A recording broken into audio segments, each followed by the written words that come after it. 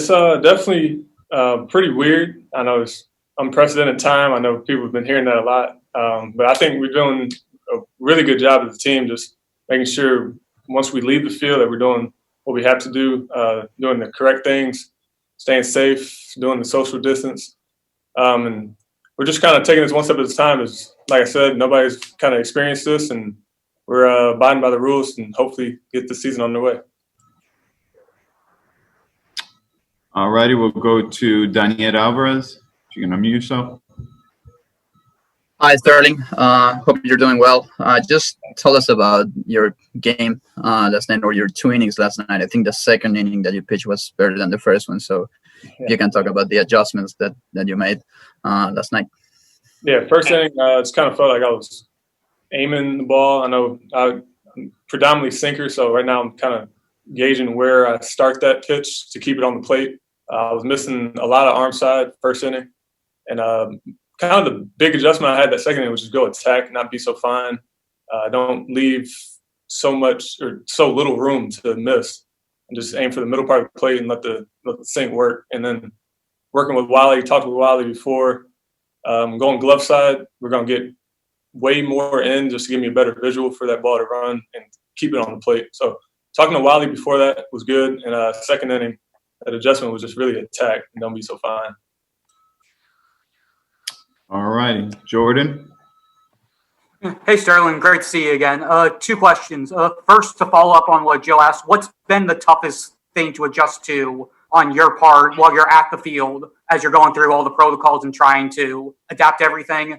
And then second, over the last month and a half, you've been very active with your social media with the Black Lives Matter movement and everything that's gone on since everything happened with George Floyd. How does it feel that you're able to use your platform and you're able to be part of this and have such a vocal and active role in that? Yeah. First question. I would say the biggest thing was kind of condensing our schedule and having the staggered arrangements for guys to come in. I know some guys like it just to kind of shorten our days and really touch on the key things that we need that day, and not so much kind of just sitting around having those long days. So in a way, this is kind of nice for especially pitchers, where you can get your stuff done quick early in the day, and then you got nothing else to worry about but your recovery and going home and being safe. And touching on your second question, I think this generation of players, we have a lot of responsibility and accountability between all of us, and having that voice, especially for me on Twitter, that's kind of my platform that I like to use my voice. It's especially good having Jeter and Hill having our backs and telling us that they really push us forward to use our voice. So it's reassuring having them have our backs, and it's fun to be a part of this organization with those guys up top. All right, next we go to Max from the Sun Sentinel. Yeah, it was just announced that you guys will play a couple exhibition games against the Braves next, or I guess July 21st, 22nd. What do those games give you guys that inter-squad scrimmages might not? And, you know, what do you think you guys can get out of those? Definitely up the intensity. I know playing against your own guys, I mean, there might not be that top level of, I mean, it's still competition, but, you know, they're your teammates at the end of the day. So playing another team and other opponents, that's going to get us amped up a little bit and see how our stuff plays with that little bit of more intensity, and hopefully not crowd level, because we won't have those, but just getting us amped up for what it's supposed to be like in the regular season. All right, we'll go back to Joe.